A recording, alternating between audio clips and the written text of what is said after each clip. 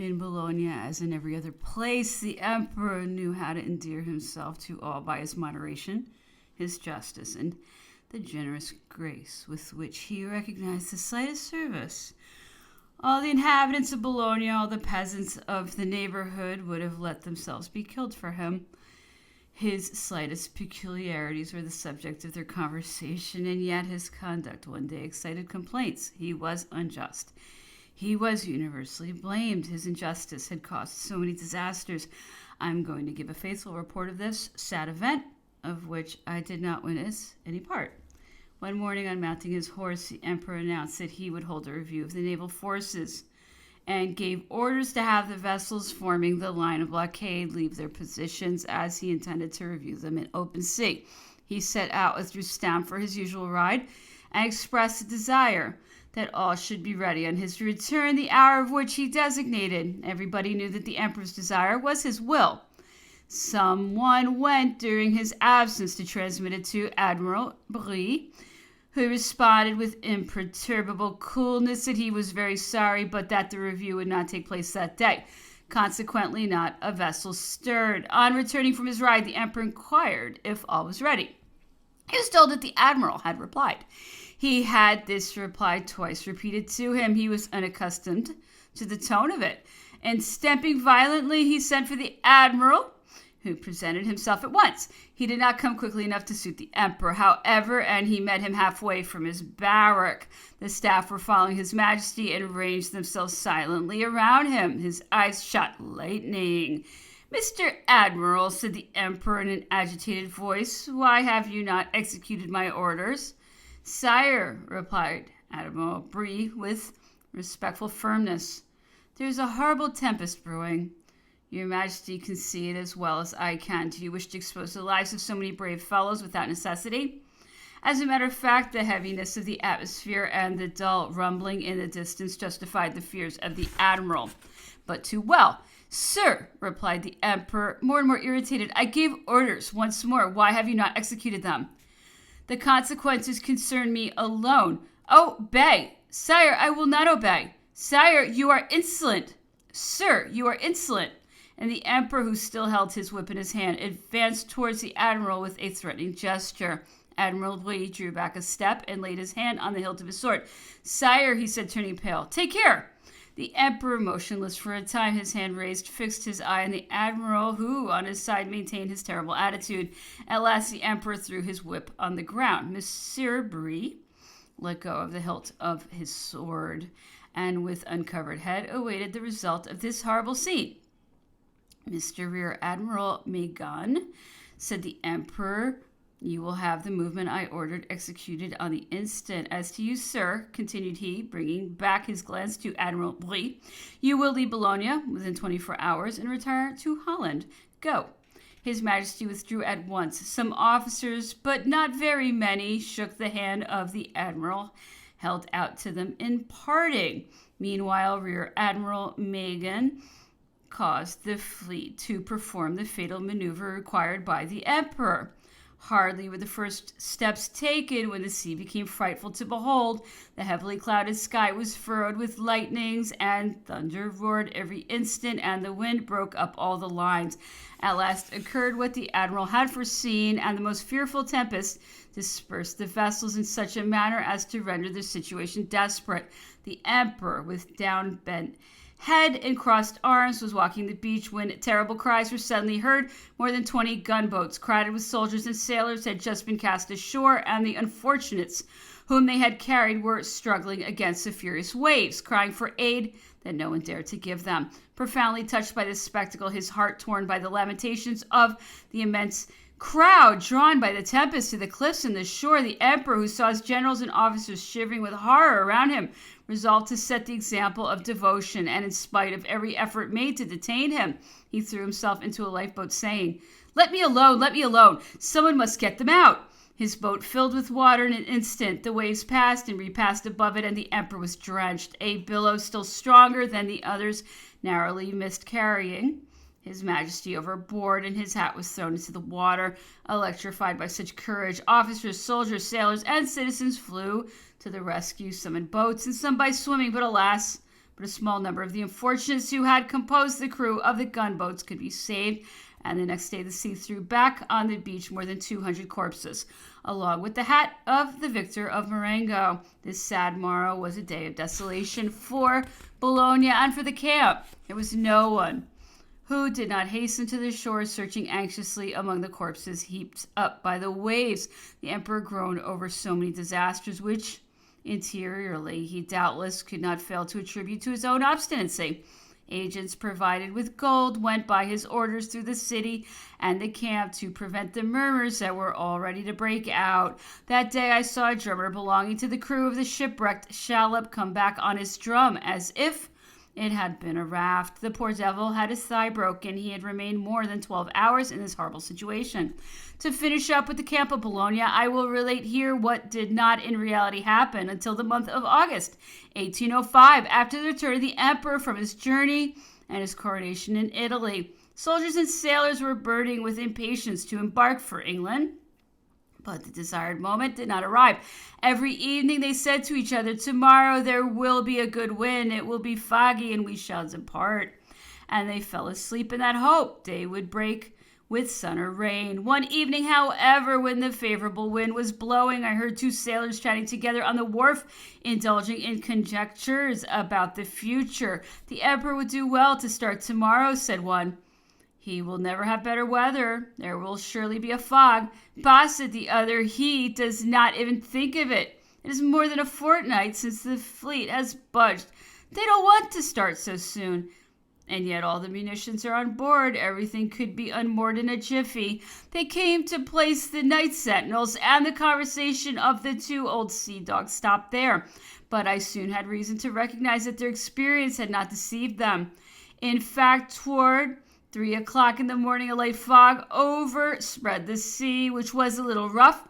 The wind of the previous day sprang up again. At daybreak, the fog thickened so as to hide the fleet from the English. The most profound silence reigned everywhere. Not a single unfriendly sail had been signaled during the night, and, as the sailors had said, everything favored the descent. At 5 o'clock in the morning, signals came from a semaphore.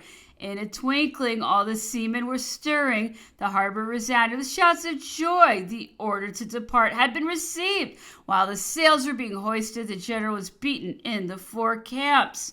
The whole army was called to arms. It came down precipitously into the city, hardly believing what they had just heard. "We are going to start, then?" said all these valiant fellows. "We are going to say 2 words to those blank of English." And the pleasure that moved them expressed itself in acclamations, which were silenced by a rolling of the drums. The embarkation took place in profound silence and in an orderly manner, which I should vainly try to describe. In 7 hours, 200,000 soldiers were aboard the fleet, and when a little after midday this fine army was about to start out, amid the farewells and good wishes of the entire city assembled on the wharves and on the cliffs at the moment when all the soldiers, standing with uncovered heads, were detaching themselves from French soil to the cry of "Long live the Emperor!" a message arrived from the imperial barrack, which disembarked the troops and sent them back to camp. A telegraphic dispatch received that very moment by His Majesty obliged him to give another direction to his troops. The soldiers returned sadly to their quarters. Some of them testified loudly and in very energetic manner the disappointment caused them by this species of mystification. They had always regarded the success of the enterprise against England as a thing completely certain, and to see themselves arrested at the instant of departure was in their eyes the greatest misfortune that could happen. When all was in order, the emperor repaired to the right camp, and there he made a proclamation in presence of the troops, which was carried to the other camps and posted everywhere. This was the tenor of it: "Brave soldiers of the camp of Bologna, you will not go to England. English gold has seduced the Emperor of Austria, who has just declared war on France. His army has broken the line it was to keep. Bavaria is invaded. Soldiers, new laurels await you beyond the Rhine. Let us speed to conquer from the enemy. We have conquered already." This proclamation was received with universal transports. All frowns vanished. It mattered little to these intrepid men whether they were led to Austria or to England. They were thirsting to fight. War was proclaimed. All their desires were satisfied. Thus vanished all those grand schemes for a descent on England, ripened so long, so wisely planned. It is not doubtful now that with time and perseverance the enterprise would have been crowned with the greatest success. But it was not to be. Several regiments remained at Bologna, and while their brethren were overthrowing the Austrians, they erected a column on the beach destined long to recall the souvenir of Napoleon and his immortal army. Directly after the proclamation of which I have just spoken, His Majesty gave orders to make all ready for his approaching departure. The Grand Marshal of the palace was directed to examine and pay all the expenses incurred by the Emperor, or which he had caused to be incurred during his different sojourns, not without being recommended, as usual, to take care not to overpay or pay too dear. I think I have said already that His Majesty was extremely economical in all that concerned him personally, and that he was afraid of spending 20 francs without some very useful end in view. Among many other accounts to be regulated, the Grand Marshal of the Palace found that Monsieur Sordi, engineer of military communications, who had been directed by him to undertake the interior and exterior decorations of His Majesty's barrack. The bill amounted to 50,000 francs. The Grand Marshal uttered cries of horror at this alarming total. He would not settle Monsieur Sordi's bill and dismissed him, saying that he could not authorize the payment without first having taken the Emperor's orders. The engineer withdrew after assuring the Grand Marshal that he had not overcharged for any article and that he had followed his instructions literally. He added that in this state of things he could not possibly make the least reduction. The next day, Monsieur Sordi received orders to present himself before the Emperor. The Emperor was in his barrack, the subject of the discussion. He had under his eyes not the account of the engineer, but a map on which he was following the future march of his army. Monsieur Sordi came and was introduced by General Caffarelli. The half-open door permitted the general, and me also, to hear the conversation about to begin. "Sir," said His Majesty, "you have spent a great deal too much money in decorating this wretched barrack." "Yes, certainly, a great deal too much. 50,000 francs? Do you think of that, sir? That is frightful. I will not have you paid." The engineer, dumbfounded by this brusque rush into the subject, did not at first know what to reply. Happily, the Emperor, by casting his eyes once more at the unrolled map, gave him time to collect himself. He responded, "Sire, the gold clouds which formed the ceiling of this room, all this took place in the council chamber, and which surrounded the guiding star of your Majesty, did in fact cost 20,000 francs. But if I had consulted the heart of your subjects, the imperial eagle, which is again about to crush the enemies of France and of your throne, would have spread its wings in the midst of the rarest diamonds."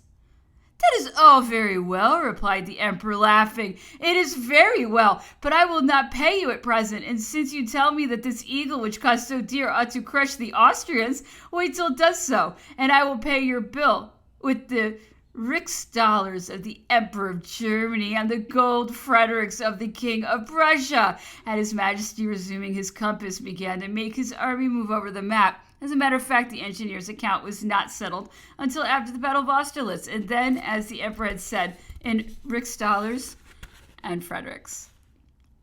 Chapter 19. Toward the end of November, the Emperor set out from Bologna to make an excursion into Belgium and to rejoin the Empress, who had gone to Aix-la-Chapelle.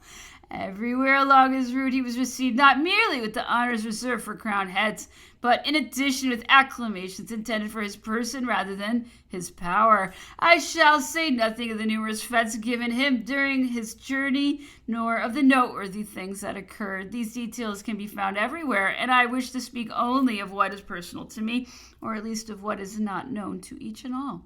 Let it suffice me, then, to say that we passed through Arras, Valenciennes, Mons, Bruxelles, et in triumph, as it were. At the gate of each city, the municipal council presented the Emperor with the wine of honor, the keys of the place. We remained several days at Laeken, and being only 5 leagues from Alost, a little town where I had relatives, I asked His Majesty's permission to leave him for 24 hours, which he granted, but with difficulty.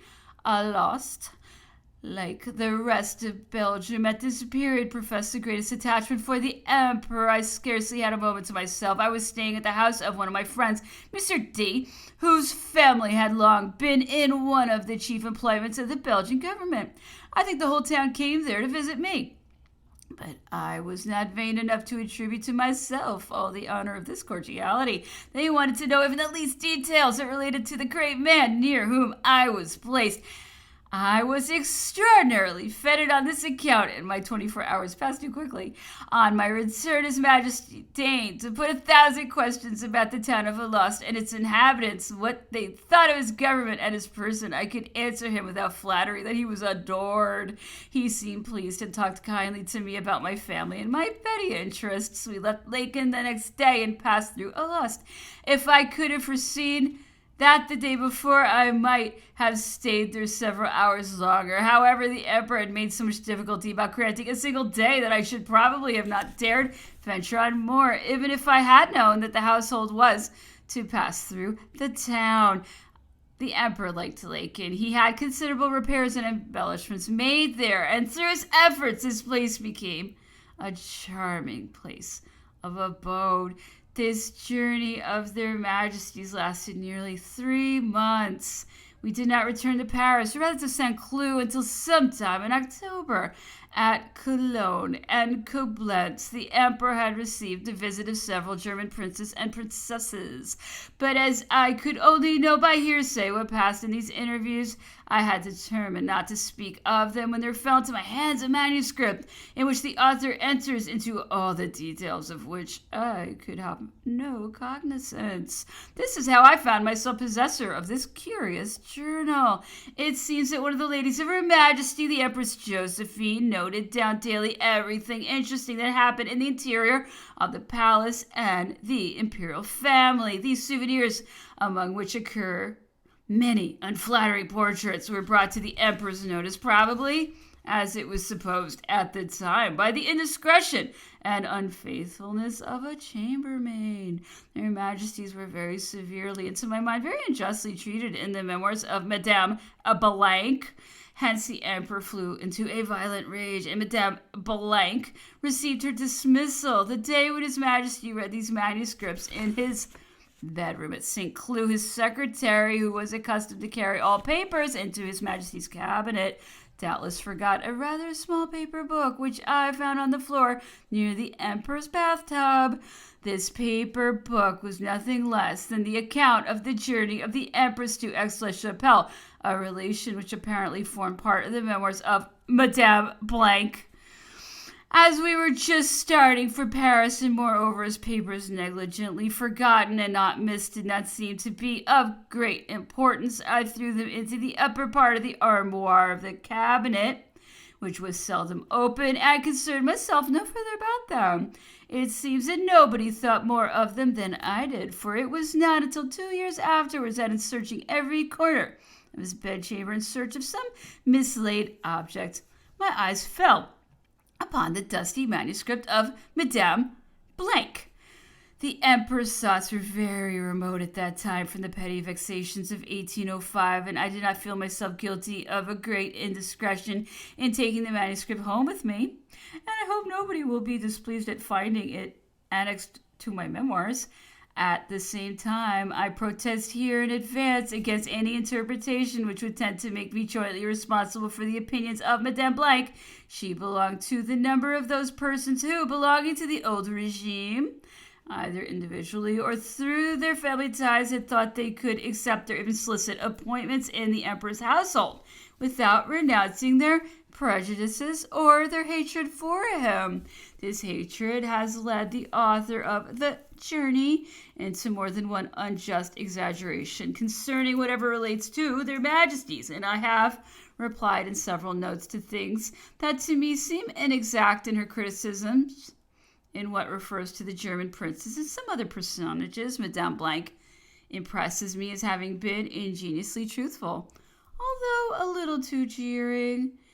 Diary of the Journey to Mayence, Paris, July 1st, 1804. I took my oath today at St. Cloud as Lady of the Empress's Palace at the same time when Monsieur D'Aubusson took his as chamberlain. Madame de la Rochefoucauld was the only person who witnessed the ceremony, which took place in the blue salon in a rather gay manner.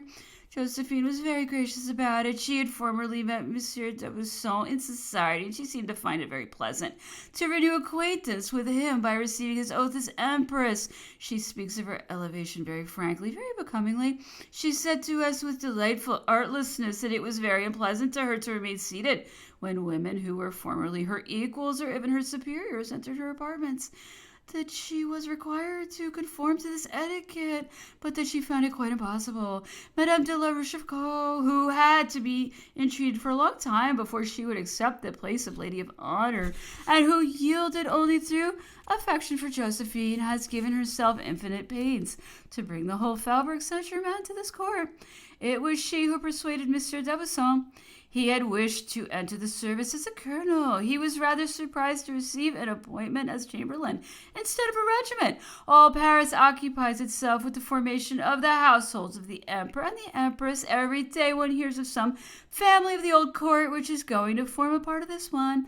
The embarrassment with which people accost persons of their acquaintance is curious enough. Uncertain whether they have received appointments, one does not like to boast of his own, but on learning theirs, one is enchanted. It is one weapon more for the sheaf they would like to form in opposition to the malicious pleasantries of the Faubourg Saint-Germain. July 8th, 1804, Madame de la Rochefoucauld related a rather amusing adventure this morning. She had just made a call on Madame de Balby.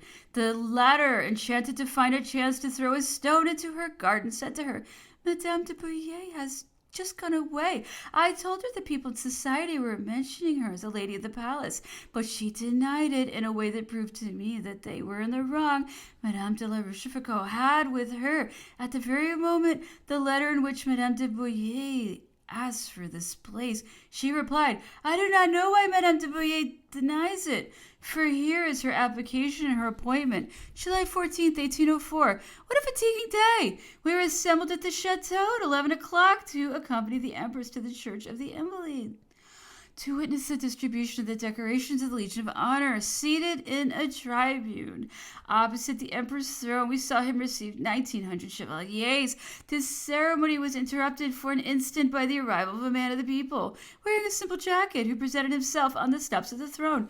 Napoleon paused in surprise. Someone questioned the man, who showed his brevet, and he received the accolade and his decoration. The cortege followed the same road on returning, passing through the grand alley of the Tuileries.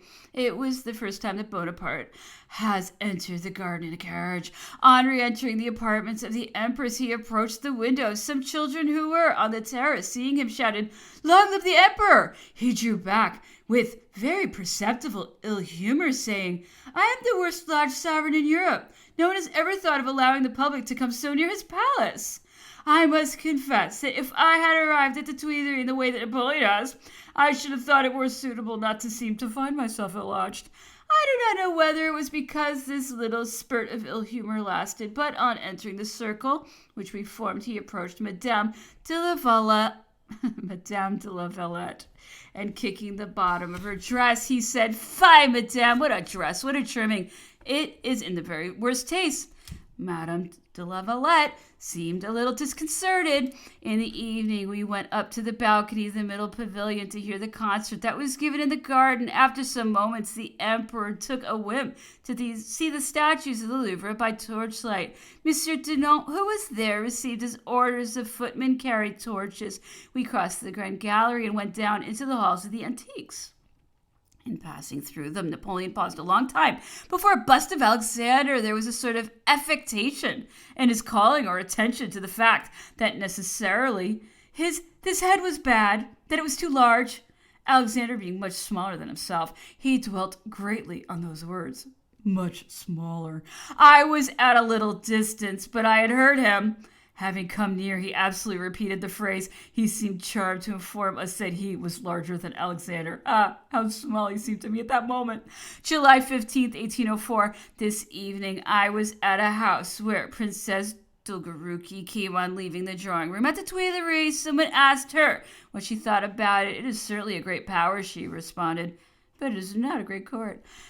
Paris, July blank, 1804 blank. The Empress starts tomorrow to go and see the flatboats at Bologna, and the Empress for Aix-la-Chapelle, where she will take the waters. I must accompany her. Reims, July blank, 1804 blank. This morning, before leaving St. Cloud, the Empress crossed 2 halls to give an order to a person occupying a rather subaltern position in her household. Monsieur d'Arville, her grand equerry, came up in a fright to represent to her that Her Majesty would totally compromise the dignity of the throne, and that she ought to give her orders through his lips. "Yes, sir," said Josephine gaily. "This etiquette is perfect for princesses born on the throne and accustomed to the restraint which it imposes. But I, who have had the good luck to live so many years as a private person, I think it well to give my orders sometimes without an interpreter." The grand equerry bowed, and we set out. Sedan, July 30th, 1804. This morning I found Josephine very busily reading a large sheet of manuscript, and I was not a little surprised to see that she was learning her lesson. Whenever she travels, everything is fixed, foreseen in advance. It is known in what place she must be harangued by such or such an authority.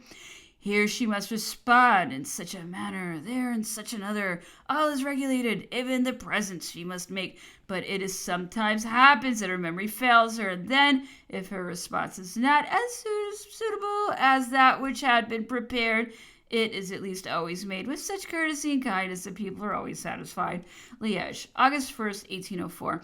I feared that we should never get here. The Emperor, without informing himself as to whether a projected road through the forest of Ardennes had been completed, had traced ours on the map. The relays were arranged according to his orders, and we were 20 times in danger of having our carriages smashed. In several places they were kept up with ropes. No one ever imagined making women travel like dragoon officers.